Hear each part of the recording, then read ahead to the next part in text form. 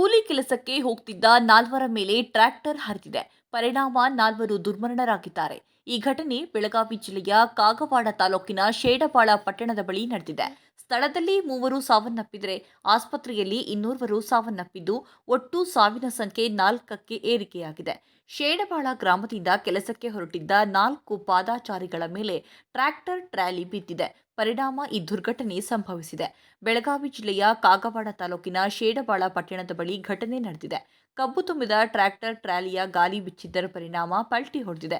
ಶೇಡಬಾಳದಿಂದ ಉಗಾರ ಕಾರ್ಖಾನೆಗೆ ಹೊರಟಿದ್ದ ಟ್ರ್ಯಾಕ್ಟರ್ ಪಾದಚಾರಿಗಳ ಮೇಲೆ ಪಲ್ಟಿಯಾಗಿದೆ. ಟ್ರಾಲಿ ಪಲ್ಟಿಯಾದ ಪರಿಣಾಮ 3 ಸ್ಥಳದಲ್ಲಿಯೇ ಸಾವನ್ನಪ್ಪಿದ್ದಾರೆ.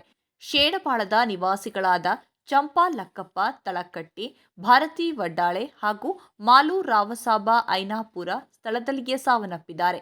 ಇನ್ನು ಘಟನೆಯಲ್ಲಿ 38 ವರ್ಷದ ಶೇಖವ್ವ ನರಸಪ್ಪ ಸರಸಾಯಿ ಎಂಬ ಮಹಿಳೆ ಗಂಭೀರ ಗಾಯವಾಗಿದ್ದು, ಅವರ ಸ್ಥಿತಿ ಗಂಭೀರವಾಗಿತ್ತು. ಕೂಡಲೇ ಅವರನ್ನ ಪಕ್ಕದ ಮಹಾರಾಷ್ಟ್ರದ ಮೀರಜ್ ಸಿವಿಲ್ ಆಸ್ಪತ್ರೆಗೆ ದಾಖಲಿಸಲಾಗಿತ್ತು. ಆದರೆ ಚಿಕಿತ್ಸೆ ಫಲಕಾರಿಯಾಗದೆ ಶೇಖವ್ವ ಸಾವಿನಪ್ಪಿದ್ದಾಗಿ ತಿಳಿದುಬಂದಿದೆ. ಹೊಲದಲ್ಲಿ ಕೂಲಿ ಕೆಲಸ ಮುಗಿಸಿಕೊಂಡು ಮನೆಗೆ ಹೊರಟಿದ್ದ ಮಹಿಳೆಯರು ಮನೆ ತಲುಪುವ ಮುನ್ನವೇ ಅಪಘಾತದಲ್ಲಿ ಸಾವನ್ನಪ್ಪಿದ್ದಾರೆ.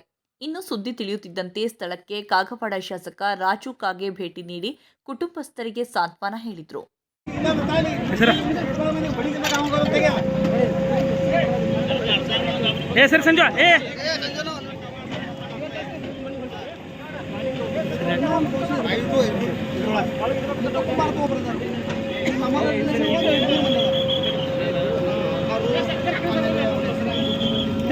ಇದೇನು ಕೆಲಸ ಇರುತ್ತೆ ಎಲ್ಲ ಮಂದಿ ಓಡಿಸು ಲಾಟಿ ತಗೊಂಡು ಬಾರಿಸಲ್ಲ